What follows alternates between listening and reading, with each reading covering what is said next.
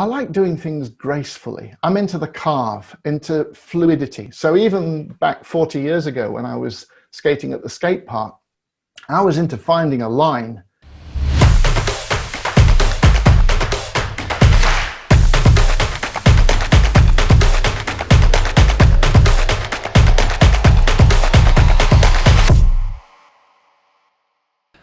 Hey guys, my name's Maddie and we're back with another episode of eSKATE Chat with Evolve. On this episode, we're doing a bit of something special. We got the first ever guest of the podcast, all the way from Great Britain, Alec Stansfield. How you doing?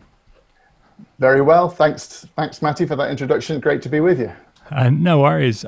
So you first sort of came on our radar with a video you did talking about your own eSKATE journey. I guess your professional perspective on that as a psychotherapist.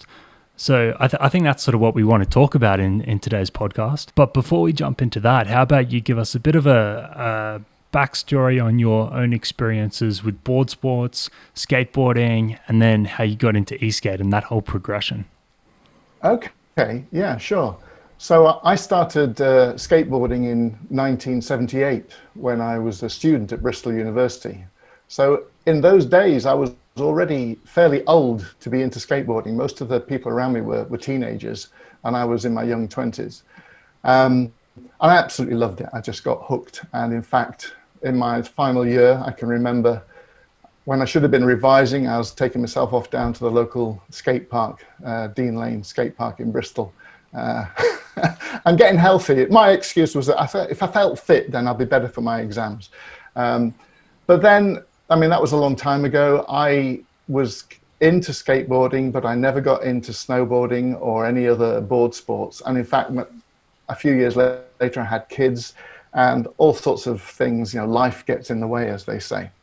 But I'd always had an interest. I had a couple of boards. I had a long board that I really enjoyed using from time to time. And I was into sort of long distance pumping and that kind of stuff.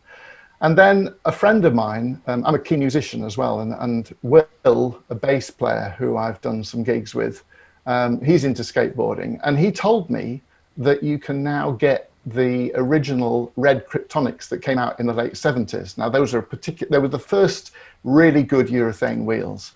And I was amazed to hear that they were still around. So he actually gifted me a set, bless him. And so I put these red Krypts on my longboard. This is about 2 years ago. Promptly went out and broke a rib, as you do.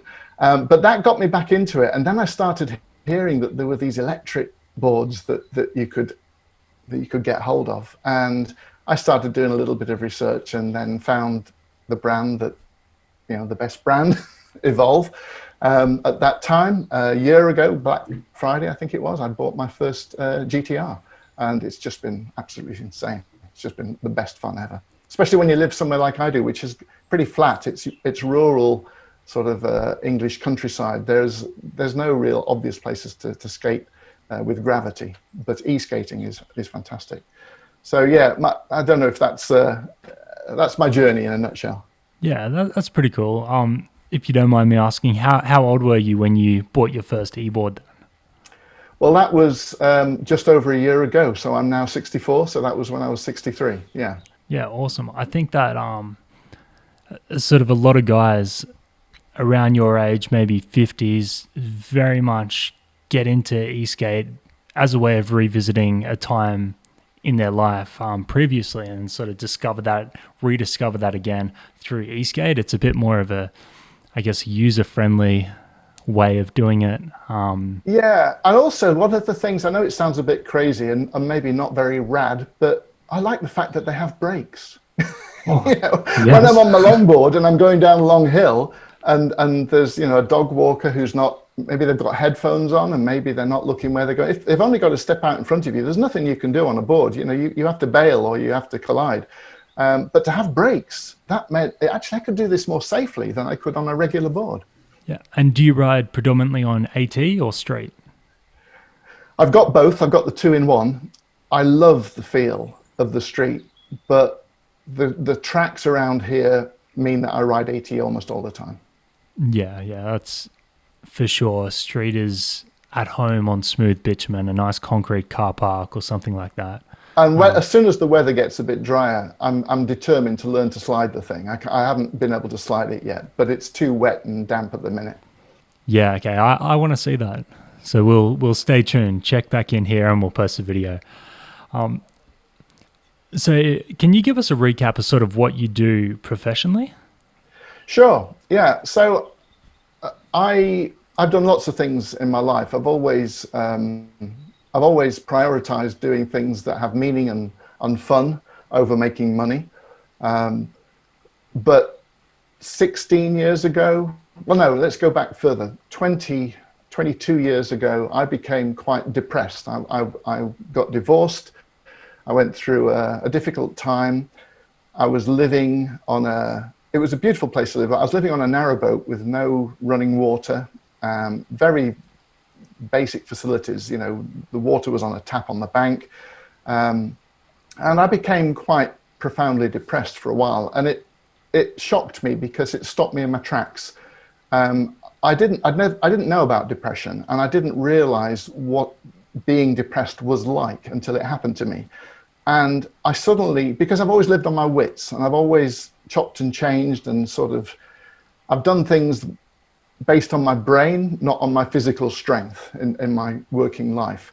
To not be able to think, to not be able to plan. I can remember one day I sat on a sofa for a whole day trying to figure out whether to get up and make myself a cup of tea. I mean, I was so stuck. I could not believe it. I didn't function anymore. And it was very frightening because I didn't know, well, will I ever work again? Will I ever live again? You know, how does this all work? How do you get out of this hole? Now, I had the support of some good friends, and I came out of depression after a few months quite naturally, which is actually quite often the case. Obviously, some people get stuck in it and stay in it for many, many years, even decades, and that's a tragedy. But it primed me to want to know what had happened to me. And then when I met my now wife at the end of 1999, Bindi, she was a nurse and a health visitor, and she'd been doing some courses that were around mental health and depression. And she invited me to go along to one of these one-day seminars in London. And I said, I thought that was your work stuff. Why would I want to go? She said, oh, well, you're always talking about brains and how things work and how people think. That's always been a passion of mine, to kind of understand as much as possible about the universe. And so I went to this talk, and there was a guy standing up on stage, name of Ivan Tyrrell. And he said the most outrageous things. I was really quite shocked because what he said, I'd never heard anyone else say. And I thought, really? He said this, he said, of course, we now understand depression. We know how it works. We know why people get stuck in it. And best of all, we know how to help people come out of it quite quickly. And I thought, get away. My GP doesn't claim to understand depression. I mean, that's a very bold claim. You know, is he selling snake oil? Who is this guy, and what gives him the right to sort of make such a bold claim? So anyway, I listened to him, and there was a couple of things he said that I knew were true because of my own experience about depression that I'd never heard anyone else say. So I was intrigued, and I went back a week later for another seminar, and then I did a couple more courses. And in the end, I convinced my wife that we should both drop everything that we were doing and retrain as psychotherapists, because if there is an understanding that makes sense of depression, wow, that's valuable. That needs to be shared. That needs to be studied and applied. And you can make a living out of that if that's real. So we looked into it. We found that it's real, that actually we do have an understanding of depression these days, which still millions and millions of people don't know. And if you tell them, they don't believe, but it's true, because I've helped hundreds of people overcome depression in my life since then. So in 2003, I'm making a long story of this. I hope this is okay. No, that's what it's all about. My wife and I studied psychotherapy and trained and became psychotherapists. We studied a form of psychotherapy, a school of psychotherapy that's got a weird name. It's called the human, as in we're all humans, human givens approach, and given as in it's a given. So we would say it's a given that you need to eat to stay alive. It's not debatable. It's a human given. So this school of psychotherapy called the human givens was taught in those days by Ivan Tyrrell, the guy I named, and Joe Griffin. And they taught me and Bindi the most valuable things we've ever learned in our life. And then since then, we've been finding ways to apply that knowledge to help people, basically. And in skateboarding and guitar playing have always been a sideline for me. But because I'm so passionate about both of those things, or all of those things, I thought, well, I know that skateboarding works for me, so let's apply the model of psychotherapy that we use in our work and see how it stacks up. And it wasn't a surprise to me that it comes out being completely consistent with the model that we use for mental health. I'm not suggesting everyone needs to go skateboarding to get mentally healthy. There's other ways, but the model predicts how you're going to feel about anxiety and stress. And when I applied it to my skate experience and made that short video, I think it's a 20-minute video, everybody resonated with the message. And that's because this stuff works. You know, it's not rocket science, it works. Yeah, that's what I was going to say.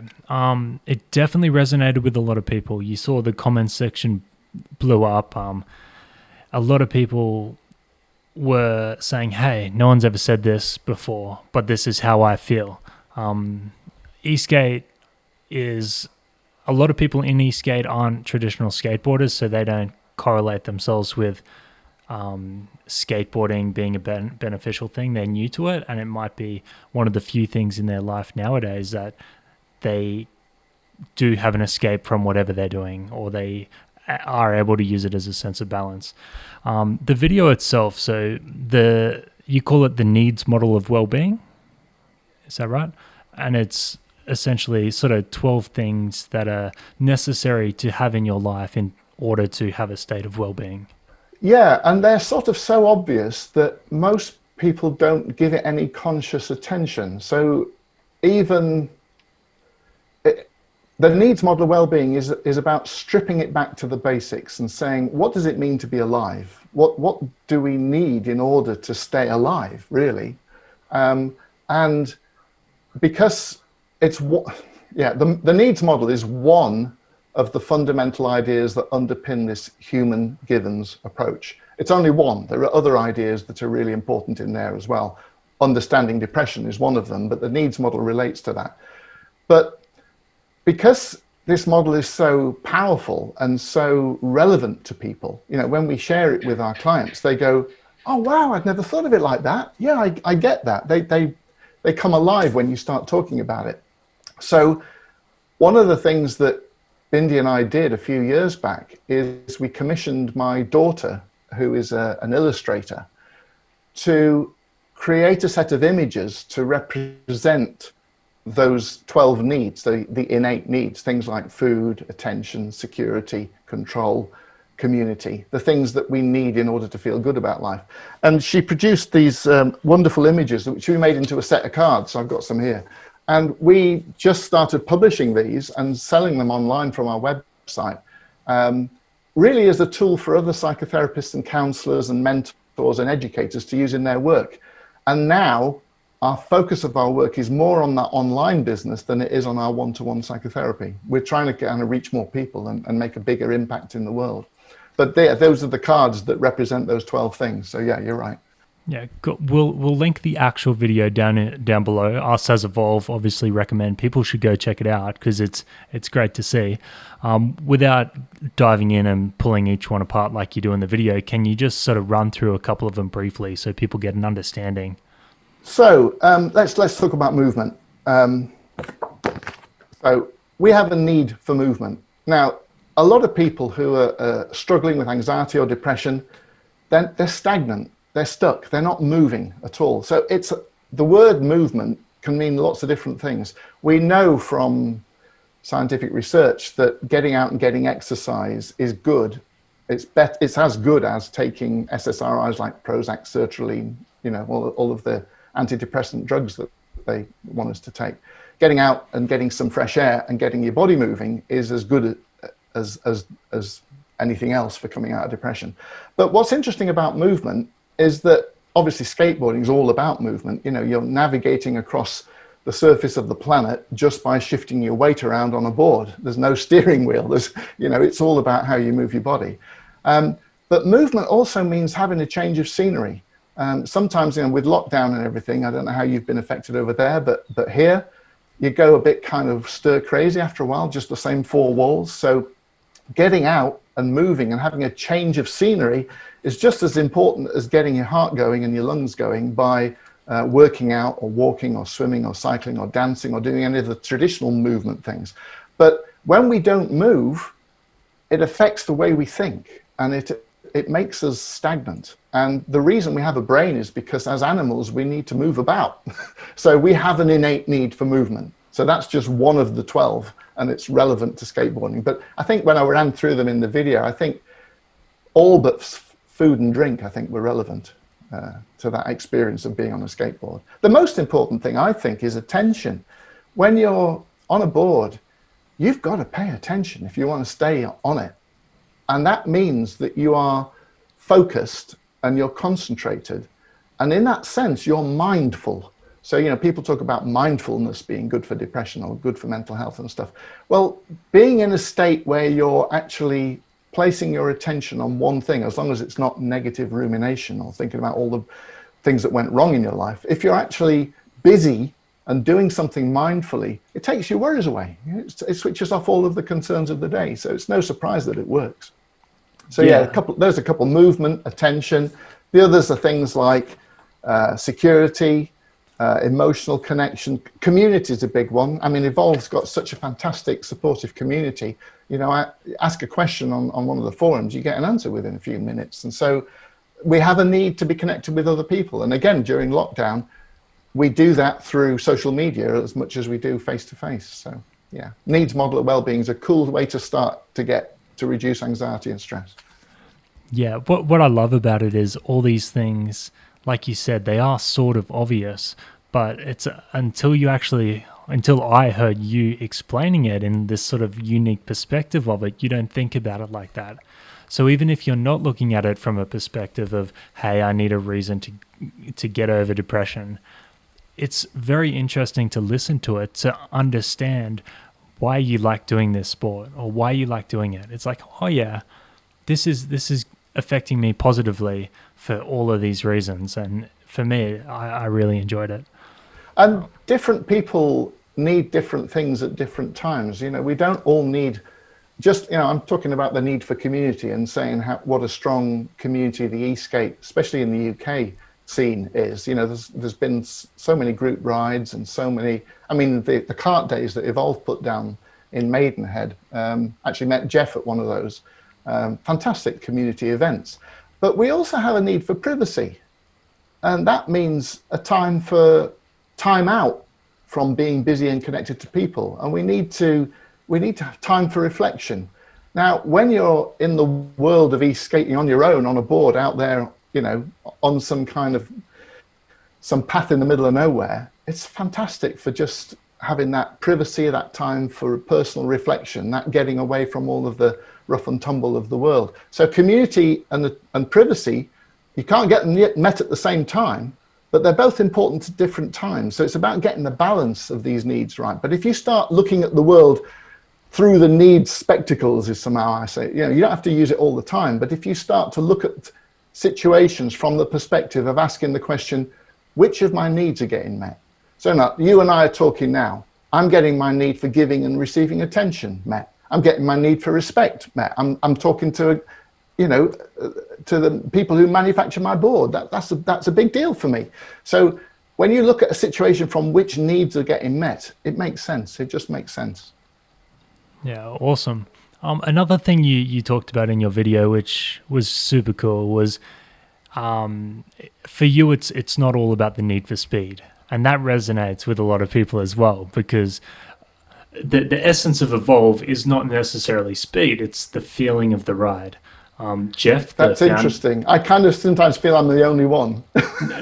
Well, the owner is not about speed. The boards were not designed for that.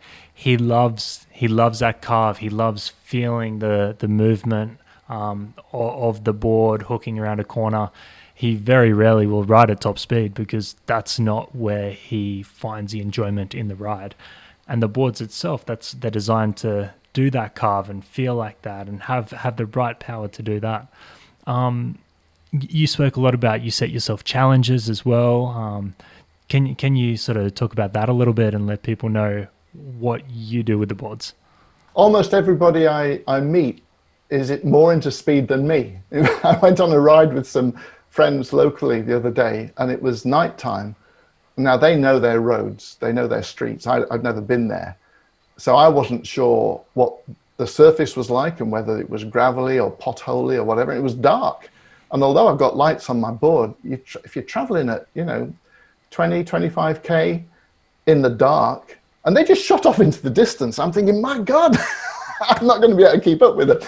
So it does seem to me that most people they want more speed, they want more power. I mean, power's good, but yeah, okay. So I'm not the only one who doesn't need speed. The kind of things that I enjoy, I'm into, I know it sounds a bit, I like doing things gracefully. I'm into the carve, into fluidity. I've never been the kind of skateboarder who flips their board and does tricks and ollies and stuff like that.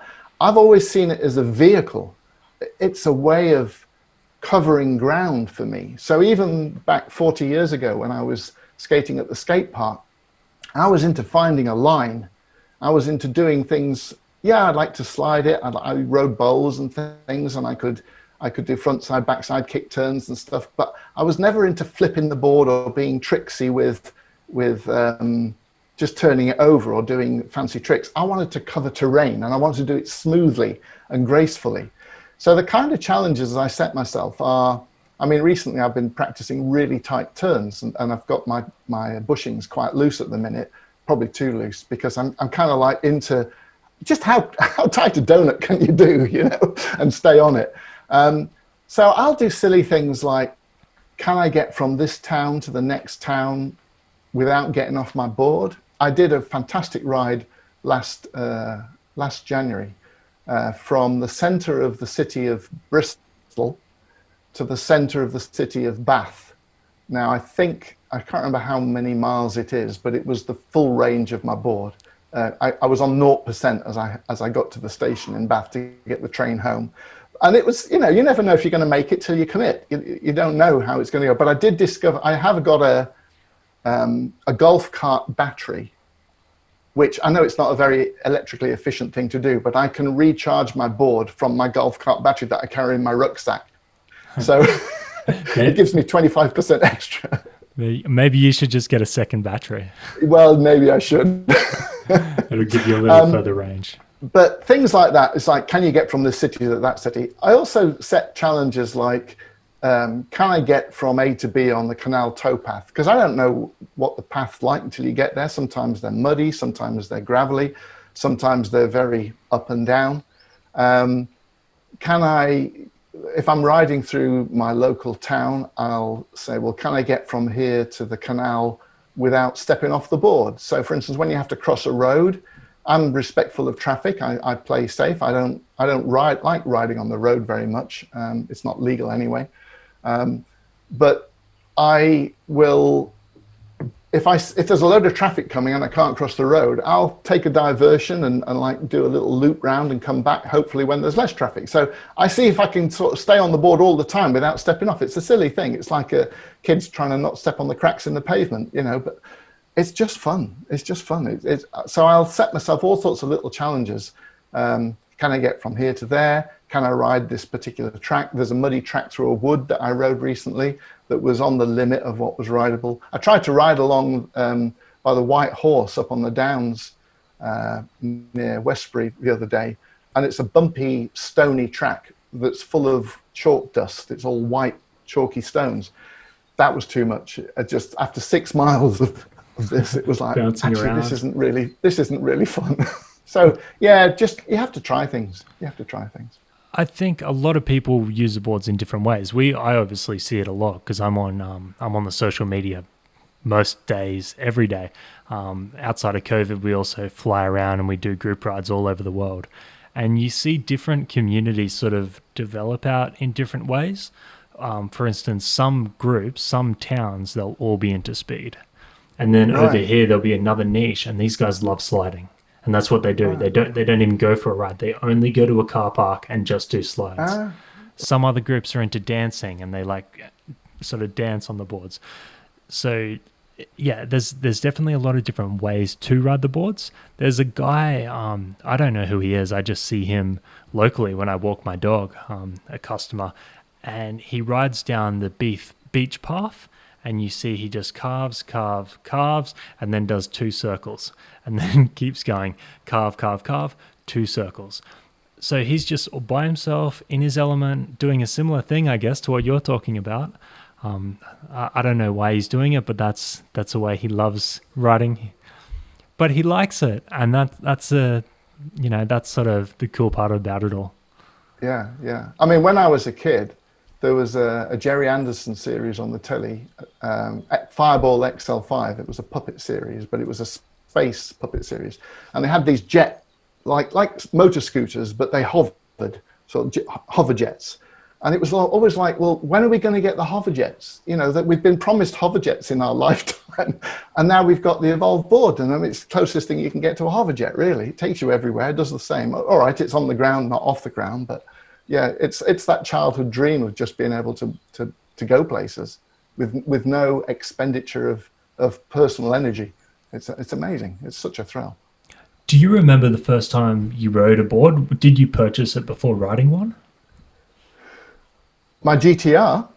No, the electric board, no, I went all in, which is unusual for me. I'm usually more cautious, but I just heard so many good things. I tell you what, the video that really convinced me, and this is partly because I've been an engineer earlier in my life.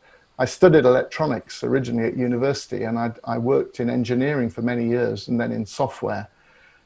But it was watching the video of Jeff showing the Chinese factory and showing the production methods that actually made me convinced that actually this is a solid product. They know what they're doing. They've planned this. They know there's a structure there to support it. Because I know a lot of people were buying motors and controllers and putting boards together themselves in the early days. But I'm at a point in life now where time is my most precious thing. I don't want to. I would enjoy building my own board, but I'd much rather ride a board. And if there's a board there that's already configured, and it's configured just the way I like it, which is the Carbon GTR. I mean, I did wonder about getting the bamboo, so that was a bit of a debate. Which one should I get? Because I'd love the flex of a proper, flex board. But from what I've read, I have ridden somebody else's bamboo, and that was a great experience. But I do a lot of rough off-road stuff, and I'm sure that the stiffness of the carbon board is probably better suited to me. Also, it's got more headroom, so I think I made the right decision, but I didn't. I just bought it in the Black Friday sale, just impulse. In fact, I had a friend who said, I was saying, this is a lot of money for me actually to invest in something, and they said, oh, just do it. And I thought, really? So I just took their advice. So they were always going to be the person to blame if it had gone wrong. But no, it's a good decision. Yeah, luckily it ended up okay. And how did you find your learning progression from the first time you went on it? Obviously, you had some experience on boards from a little while ago. Well, the acceleration is insane. That took a bit of getting used to. Squeeze the throttle. Oh my God. I can flat it. I can, what do you call it? Just launch it. Yeah, I can launch it now and stay on. But there's so much power there. It's a thrill. And so that took a bit of getting used to. Learning how to feel safe on it, going gently to begin with, braking, turning. It didn't feel like much of a learning curve, really. It behaves like my longboard, mostly. But the difference is that you've got all this power behind you. I suppose I remember one of the things that did take a bit of getting used to, and I wasn't expecting it, I guess, is that if you're going uphill, especially if it's a steep hill, and then it flattens out, you can be caught off guard by the sudden acceleration as you hit the flat bit. So you have to ease off on the throttle, and you learn to do that. You get used to it.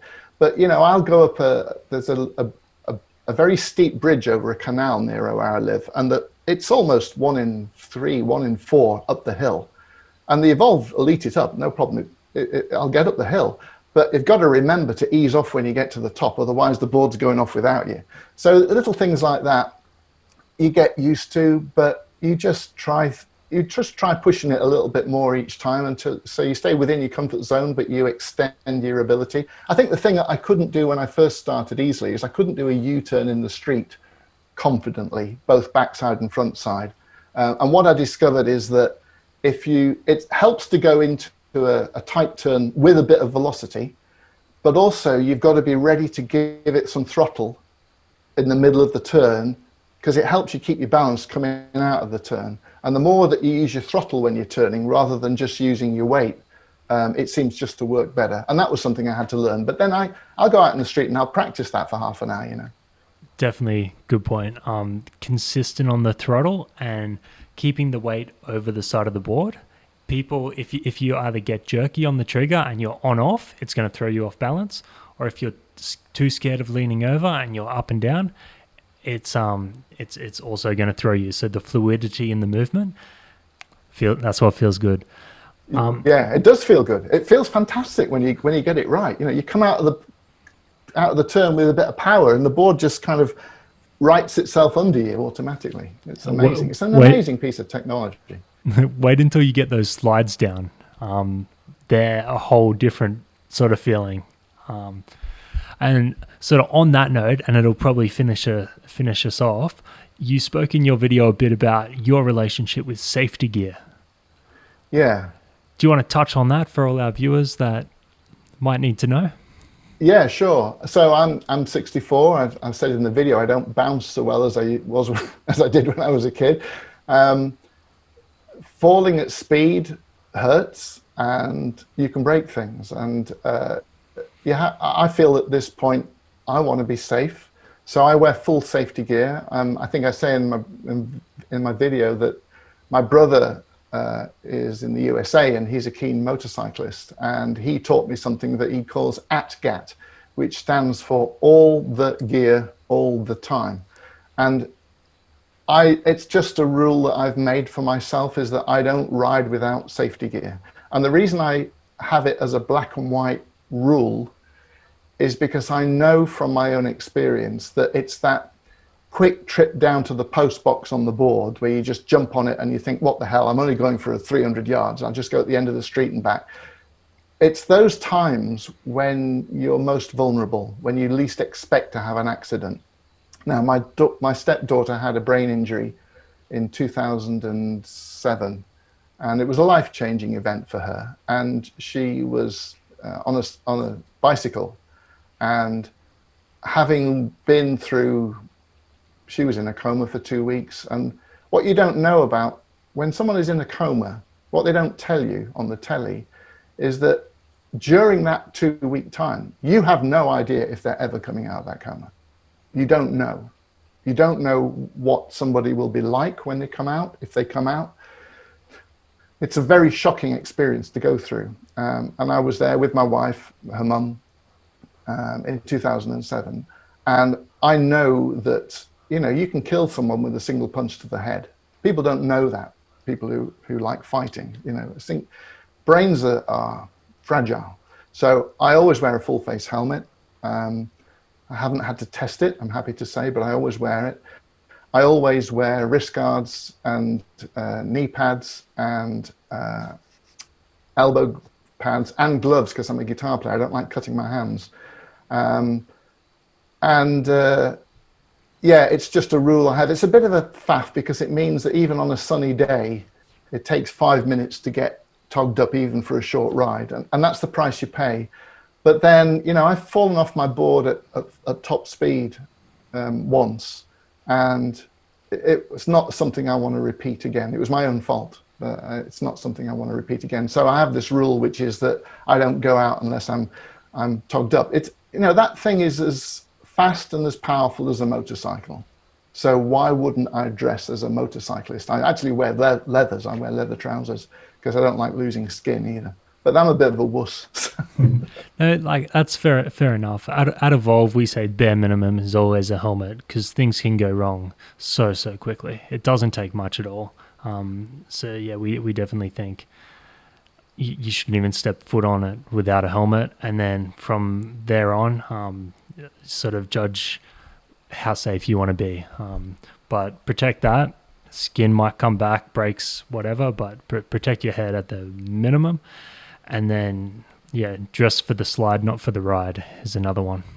Yeah, that's good. Yeah. I think the one thing I would maybe change is that the kit that I wear, I have these pads that go under my clothes, but it means that you don't slide much if you fall. You come to an abrupt stop. And sometimes I think I might be better off with external armored stuff so that actually it doesn't stop you as quickly. Because if you're traveling, at speed, you don't want to suddenly stop and be a rag doll. You want to actually have something that takes the energy out of you more slowly. So I think that's something I might change this year. Yeah, and you could potentially look into those armored jackets too, because then it's not 1 pad, 2 pad, 3. You just throw it on, and it's everything you need. It would just speed up the process for when you are running down the shops or whatnot. Yeah, that's something I'll look into. But it's all moolah, isn't it? Yeah, it's a bit like that, but hey, it's safety first. So yeah, that's pretty much going to do us. So thank you very much for coming on. It's a pleasure. Really nice to meet you and talk with you, and it's an honor to be invited. So thank you very much. No, thank you. And for everyone watching, the link to the video he made is in the description below. So jump on, give that a watch, give him a comment and a thumbs up, subscribe to us, subscribe to him, and we'll see you all on the next episode. Thank you.